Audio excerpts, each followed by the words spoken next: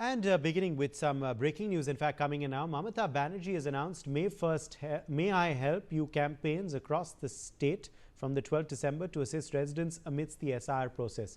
Addressing an anti-SIR rally in Malda's Gazole, Banerjee alleged that the SIR exercise had been implemented cleverly ahead of elections and accused Union Home Minister Amit Shah of driving it in Bengal.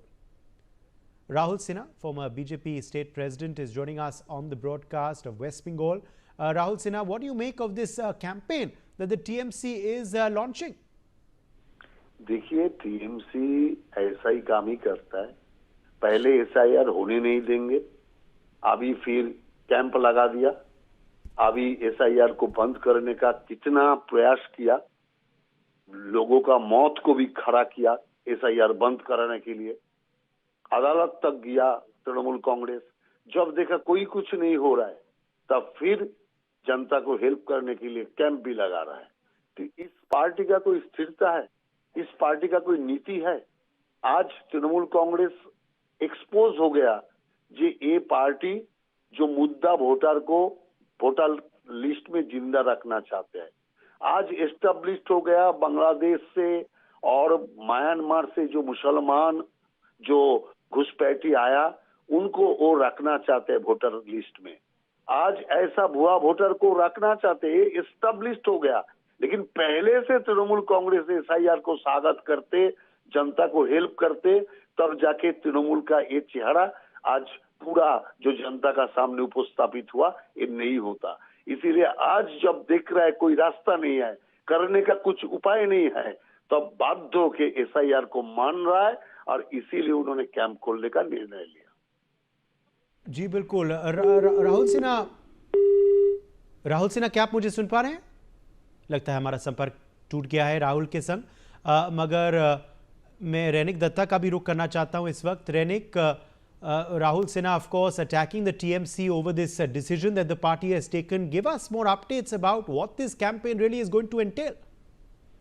एकदम देखिए, SIR को लेकर ममता बनर्जी की तरफ से 2 दिन का ये जो प्रोटेस्ट का ऐलान किया गया था मालदा और मुर्शिदाबाद में, उसका पहला दिन नहीं, आज ममता बनर्जी की तरफ से एसआईआर इशू को लेकर फिर से एक बार हमला बोला गया है सेंट्रल गवर्नमेंट के ऊपर। और दूसरी तरफ अगर देखा जाए तो ममता बनर्जी की तरफ से इसके पहले भी एसआईआर को लेकर बहुत सारे विरोध किया गया था, बहुत सारे प्रोटेस्ट रैली किया गया था।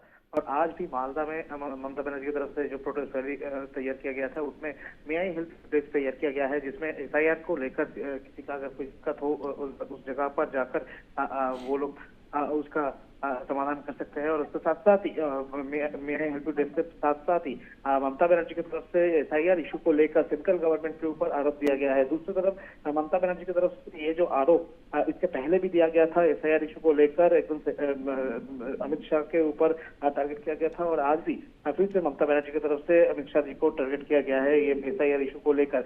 मालदा में आज हो जाने के बाद कल भी ममता बनर्जी की तरफ से मुर्शिदाबाद में भी प्रोटेस्ट रैली किया जाएगा एसआईआर को लेकर, क्योंकि ममता बनर्जी का दावा है कि एसआईआर प्रोसेस को सामने रखते हुए पश्चिम बंगाल का जो परिस्थिति, जो हालात, वो बिगड़ने का कोशिश किया जा रहा है सेंट्रल बीजेपी की तरफ से, ऐसा ममता बनर्जी की तरफ से आरोप लगाया जा रहा है।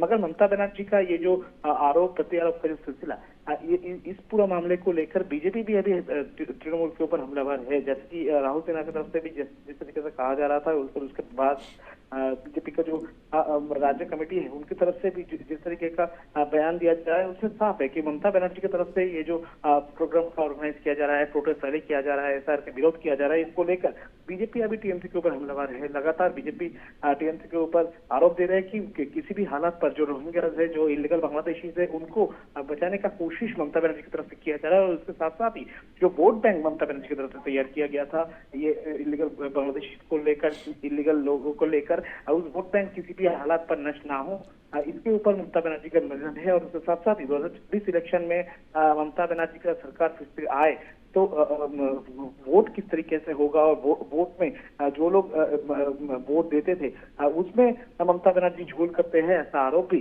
बीजेपी की तरफ से उठाया जा रहा है। यानी एसआईआर मुद्दा को लेकर एक तरफ ममता बनर्जी की तरफ से लगातार प्रोटेस्ट किया जा रहा है, दूसरी तरफ अगर देखा जाए तो ममता बनर्जी का ये प्रोटेस्ट को लेकर अभी बीजेपी भी हमलावर है टीएमसी के ऊपर।